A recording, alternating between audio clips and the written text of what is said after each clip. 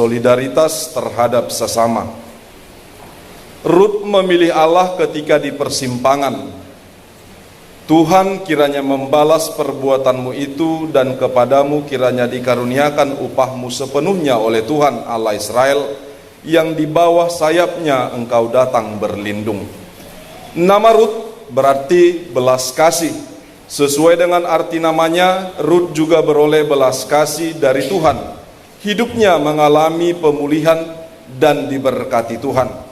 Menarik sekali jika memperhatikan kisah perjalanan hidup Rut beserta Naomi, ibu mertuanya ini. Rut bertemu dengan Naomi dan Elimelekh, kemudian menikah dengan anak laki-laki Naomi dan Elimelekh, yaitu Mahlon.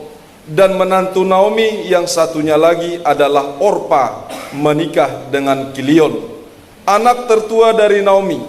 Setelah 10 tahun, kedua anak Naomi mati.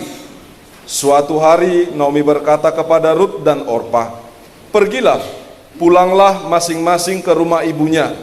Tuhan kiranya menunjukkan kasih-Nya kepadamu, seperti yang kamu tunjukkan kepada orang-orang yang telah mati itu dan kepadaku." Keduanya menangis dan tidak mau meninggalkan Naomi ketika mendengarkan kata Naomi seperti itu kepada kedua menantunya. Setelah Naomi berkata untuk kedua kalinya, Orpa menerima perkataan Naomi dan meninggalkan Naomi. Kemudian berkatalah kembali Naomi kepada Rut untuk yang ketiga kalinya, "Telah pulang iparmu kepada bangsanya dan kepada para allahnya, pulanglah mengikuti iparmu itu." 3 kali Rut ditantang, tapi dia tetap tidak mau meninggalkan mertuanya Naomi. Rut meski telah ditinggal pergi oleh suaminya karena mati, tetap berkomitmen mengabdi dan mendampingi ibu mertuanya yang juga janda. Inilah permintaan Rut kepada Naomi mertuanya, "Janganlah desak aku meninggalkan engkau dan pulang dengan tidak mengikuti engkau. Sebab kemana engkau pergi, ke situ jugalah aku pergi. Dan di mana engkau bermalam, di situ jugalah aku bermalam. Bangsamulah bangsaku, dan Allahmulah Allahku. Di mana engkau mati, aku pun mati di sana. Dan di sanalah aku dikuburkan. Beginilah kiranya Tuhan menghukum aku, bahkan lebih lagi daripada itu, jikalau sesuatu apapun memisahkan aku dari engkau, selain daripada maut." Di tengah keterbatasan dan pergumulan yang berat, keduanya terus berjuang agar dapat bertahan hidup. Sungguh di dalam Tuhan selalu ada pengharapan, karena masa depan sungguh ada, dan harapanmu tidak akan hilang. Amsal 23 ayat 18.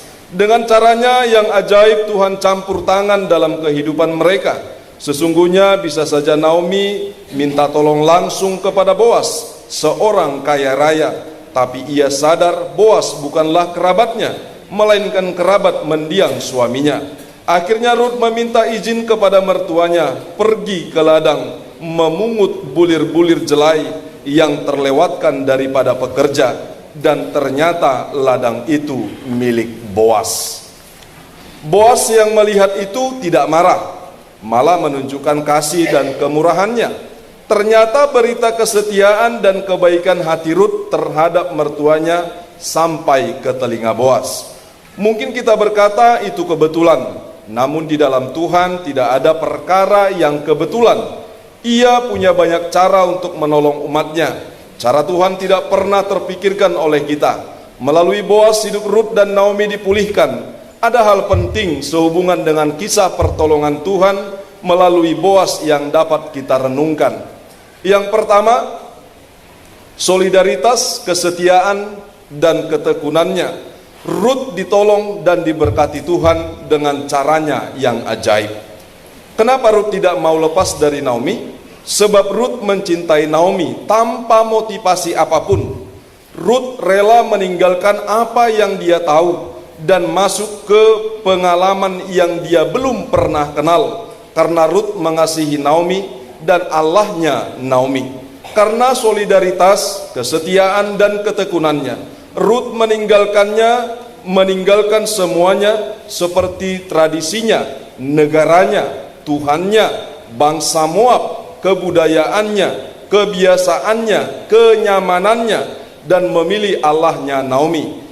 Dia tempatkan dirinya di bawah naungan yang maha kuasa. Rut ditolong dan diberkati Tuhan dengan caranya yang ajaib. Kedua, jangan mencari kehormatan yang sia-sia. Rut berkata, biarkanlah aku pergi ke ladang memungut bulir-bulir jelai di belakang orang yang murah hati kepadaku. Disebutkan bahwa Rut memungut jelai yang ditinggalkan di belakang para pekerja. Mengapa Rut melakukan hal seperti itu? Apakah itu tidak berarti mengambil milik orang lain? Dalam kitab Imamat 19 ayat 9-10 disebutkan sebagai berikut. Pada waktu kamu menuai hasil tanahmu, janganlah kau sabit ladangmu habis-habis sampai ke tepinya, dan janganlah kau pungut apa yang ketinggalan dari penuaianmu. Juga sisa-sisa buah anggurmu janganlah kau petik untuk kedua kalinya, dan buah yang berjatuhan di kebun anggurmu janganlah kau pungut, tetapi semuanya itu harus kau tinggalkan bagi orang miskin dan bagi orang asing. Akulah Tuhan Allahmu. Pada saat panen, bagian yang terlewatkan atau tertinggal di belakang penuai atau pekerja yang memanen secara langsung akan menjadi milik dan hak orang miskin dan juga orang asing. Itu berarti adalah wajar dan tepat yang dilakukan Rut dan tidak keliru jika Naomi menyetujui hal tersebut. Rut kemudian bekerja dengan cara turut memungut apa yang ditinggalkan dengan sengaja oleh para pekerja tersebut. Perhatikanlah reaksi daripada kepala pekerja dan pemilik ladang, yakni Boas, dan kepala pengawas. Tidaklah marah, malah bersimpati dengan apa yang dilakukan Rut. Bahkan kita menemukan betapa Boas amat mengasihi Rut dan memperlakukannya dengan baik. Mengapa Boas menjadi begitu baik? Boas telah mendengar tentang kemalangan mereka, kemalangan tentang Naomi dan Rut, tetapi juga tentang pengorbanan dan kebaikan hati Rut yang setia kepada mertuanya. Ternyata kebaikan yang ditabur Rut kepada mertuanya kini menuai kebaikan untuk Rut sendiri.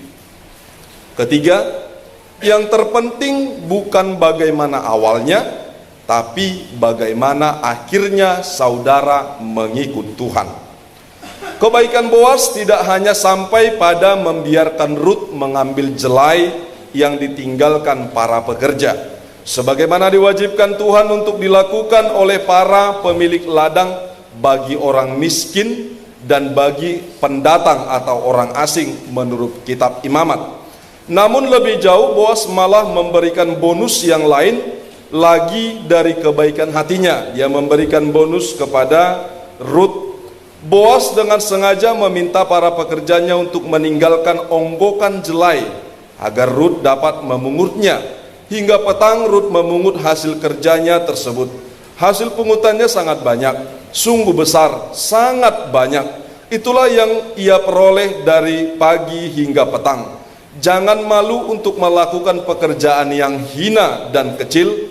Dalam kitab Ayub dikatakan, maka kedudukanmu yang dahulu akan kelihatan hina, tetapi kedudukanmu yang kemudian akan menjadi sangat mulia. Ayub 8 ayat 7. Keempat, hidup dengan sehati sepikir dalam satu kasih, satu jiwa, satu tujuan.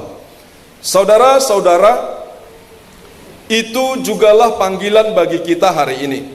Dalam nats bacaan epistel Filipi 2 ayat 1-11, jelas dinyatakan agar orang yang percaya, yang hidup di dalam Kristus dapat hidup sehati sepikir dalam satu kasih, satu jiwa, satu tujuan. Itulah wujud nyata kehidupan umat percaya dalam Kristus. Kamu dalam hidupmu bersama menaruh pikiran dan perasaan yang terdapat juga dalam Kristus Yesus, hidup dengan mengarahkan diri kepada sikap dan perbuatan Kristus Yesus. Mengosongkan diri atau dalam bahasa Yunani kenois, bukan berarti menghilangkan jati diri, menghilangkan identitas diri, tetapi tidak mempertahankan jabatan, kedudukan, status. Kristus tidak menghilangkan kealahannya, tetapi tidak mempertahankannya, namun rela mengambil rupa seorang hamba. Merendahkan diri, kerendahan hati dan ketaatan adalah ciri yang kita dapatkan dari Kristus. Itu juga menjadi panggilan kita, mau merendahkan diri dan taat kepada tuntunan Tuhan. Saudara-saudara, firman Tuhan hari ini memanggil kita untuk peduli kepada sesama. Jangan hanya diri sendiri dipikirkan, pikirkan juga saudara-saudara, teman-teman, lingkungan kita. Kita dipanggil untuk harus peduli dan menolong orang lain. Aplikasi atau renungan yang bisa kita peroleh dari nas ini, yang pertama, bacaan ini memberikan suatu pemahaman iman yang tepat bagi siapa saja yang merasa hidupnya berada dalam kebuntuan jalan keluar. Sebagaimana Ruth dan Naomi ditolong oleh Tuhan dengan caranya yang ajaib, demikian juga dengan setiap kita yang menghadapi kesulitan hidup. Cara-cara Tuhan tidak terselami, Ia bekerja dengan cara yang misterius. Boas dipakai Tuhan untuk menyatakan kasih-Nya kepada dua orang janda. Mereka tidak dibiarkan sendiri, namun pendampingan Tuhan nyata melalui Boas. Demikian juga dengan hidup orang percaya. Siapapun kita, Tuhan tidak pernah meninggalkan kita sendiri. Ia selalu mendampingi kita melalui banyak cara, antara lain mengirim boas-boas tertentu atau boas-boas zaman now dalam kehidupan kita. Kedua, apa reaksi Naomi adalah juga menjadi reaksi kebanyakan orang ketika ia menerima pertolongan. Naomi begitu gembira dan bersyukur sampai memuliakan Tuhan. Saat ini kita juga diajar untuk menjadi alat Tuhan seperti Boas, dipakai menolong dan membantu mereka. Secara tidak langsung hal itu adalah jawaban doa bagi mereka yang kita tolong. Efeknya adalah akan ada pujian bagi kemuliaan Tuhan. Pujiannya kepada Tuhan, bukan kepada manusia. Kita bisa menjadi alat Tuhan bagi kemuliaan umatnya dengan cara yang sederhana. Tidak harus menjadi pendeta atau pengkhotbah ulung, tetapi dengan kesediaan mengulurkan tangan untuk membantu orang lain. Maka di sana akan ada ucapan syukur dan pemuliaan bagi Allah yang kita sembah. Ketiga, pada minggu partnership, minggu Paralea Leon bersama saudara kita di Hamm, Jerman, kita diingatkan tentang prinsip hidup sehati sepikir dalam satu kasih, satu jiwa, satu tujuan. Itulah wujud nyata kehidupan umat percaya dalam Kristus. Hal ini boleh semakin nyata kita rasakan jika memiliki hubungan kekeluargaan dan kemampuan untuk saling menolong dan saling mendoakan.